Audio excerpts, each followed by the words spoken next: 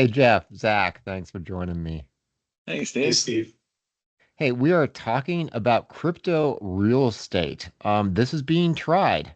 The idea of being able to buy a piece of property in a blockchain, like exchange. Now, it does have some problems, such as trying to sell the piece of property in a blockchain exchange, liquidity issues with it. People are having to kind of sort out the regulatory issues, and at the end of the day, you're also, buying what somebody else is promising to sell you. And we've certainly seen in the crypto world that there's different degrees of quality in crypto. All crypto is not the same, but some of your thoughts as we're seeing this experience on the crypto world with blockchaining real estate investments. Well, I mean, I like the fact that you've got a good blockchain record, so you can see all the transactional details, transactional history, and there's no title issues or otherwise that you face a lot of times in real estate. I think that's a benefit, but it sounds more like it's more a syndication, right? We're dividing up ownership in real estate and we're selling it off piece by piece, so we all own a portion of it. How does that actually work in terms of ownership? I mean, if it is truly an investment, then you need some appreciation.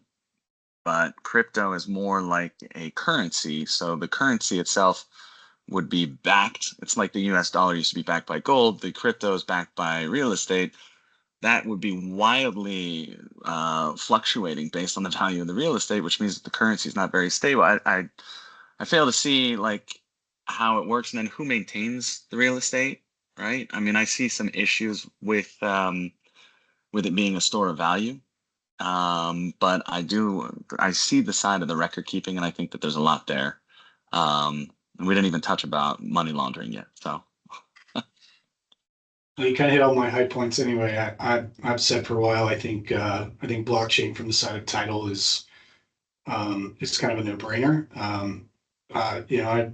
To your point, I'm not really sure I quite understand the structure of the transaction. I mean, are you leveraging your coin and buying it, or I don't know. Maybe I'm just naive or ignorant to cryptocurrency as a whole, and I'm probably not the person to ask about this. Yeah, I mean, I'm with both of you guys. I think from a kind of blockchain ownership, like a distributed ledger that records who owns it and is really hard to mess with. All the boring stuff about crypto. This is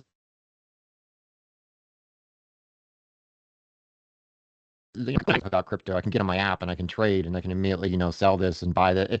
Well, that's where you run into problems, right? Because how do you create a liquid market where you can just get on an app and sell whenever you Well, want? And they haven't. I don't know if you're going to be able to figure that out, but in order to, make sure you kind of digitalize and secure title of ownership, it's kind of I think, a good use of the technology.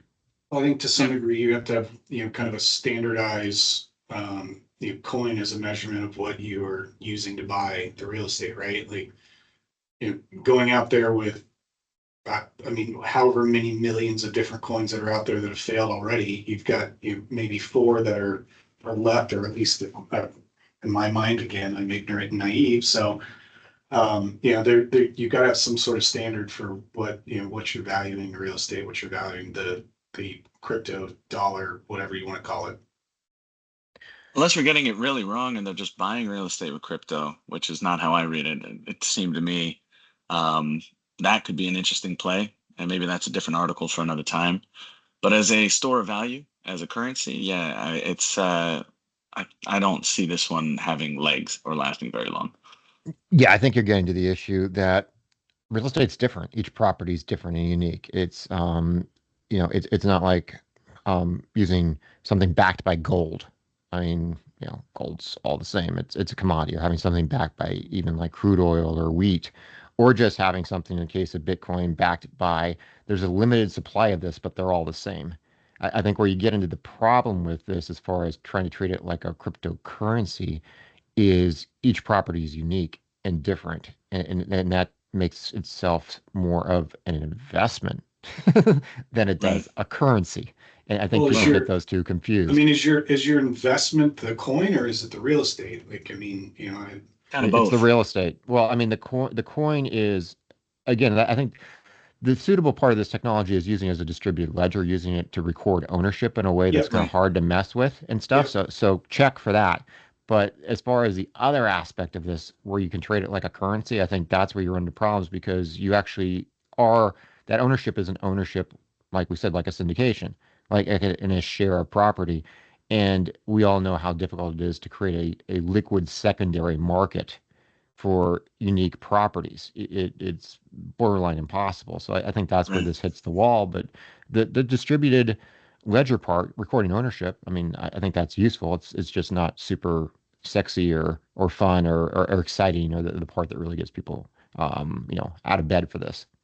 Well, let Well, me I mean, see. you made a point that gold is all the same and Bitcoin, while different, is all the same. There's something there you could drill this down. You could say, okay, it's going to be all multifamily, right? But not all multifamily is the same. Some is better, some is worse. So you have that kind of ability to maybe drill it down and try and create something, which I don't think they've gotten that granular, and maybe there's something there. But top AAA multifamilies in downtown locales in the top 5 MSAs in the United States. Maybe you have some value that you could create a currency, then the currency could trade because the real estate is a little more stable. You know what you got, but it still reeks to me of kind of the CMBS mortgage-backed security problem that we had back in the day, because you're kind of potentially wrap a lot of things up that can fluctuate up or down Yeah. wildly for any reason. And it's like, well, it's in a pool. One's going to cover the other and it's going to be more secure. And then, oops, it's not. It Now your seems, currency is worthless. well, actually, kind of that point, it seems like, if you, like, I just did a quick search and, looked at it. So, the projections of what, let's just use Bitcoin as an example. From 2025 to 2030, they're projecting that Bitcoin's going to be worth somewhere around 90 grand for a coin. So now you've spent your coin at 65, and theoretically you would sell that property in 5 years. And are you? I mean, I guess again back to where I'm not sure I quite understand, and why I asked is your investment the real estate or the coin? Your coin theoretically in that valuation could be a 28, 29% return, whereas your real estate may only maybe mid-teens to 20s, maybe mid-20s. But are you getting a return on both, or is it just one or the other? Well, I mean, it's basically set up. I guess you can make the argument it's a derivative security deriving itself from the value of the real estate, in which case the derivative can actually decouple its value and for reasons of like transaction efficiency or something trade at a different multiple. But I wouldn't even go so deep down that rabbit hole as just kind of go up with our first thoughts of, yeah, this don't make a lot of sense. Um, Yeah, the further we drill in, Well, it's like unless there's another unless you have a pitfall and coin there's that another. is actually backed by real estate, maybe that's the valuation. Yeah, I mean, I think you could speculate that maybe if you sliced it like you went with what Zach was bringing up of tranches, and but you made it such minute ownerships of so many different properties, you could try to create something that's just more representative of the entire real estate market. Right. Um, Good luck with that. And that's not what's being done here. It really is ownership in individual properties. So I think it's kind of one of those like ideas where people like us have a few too many beers. Only in this case, after they woke up the next morning, they went and found funding for it and kept doing it. It sounds like a cool idea. It might even be a cool idea. And then you start looking at the mechanics and you're like, yeah, I don't think we can work this out. But Well, I'll tell you what, someone sees this video that we're doing, right?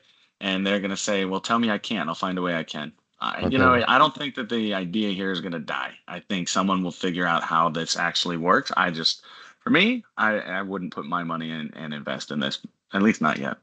Okay, well, we'll be covering it for the guy that actually figures out how to make it work. So people have that to look forward to in the future. In the meantime, give us comments and let us know what we've missed, how we got this all wrong.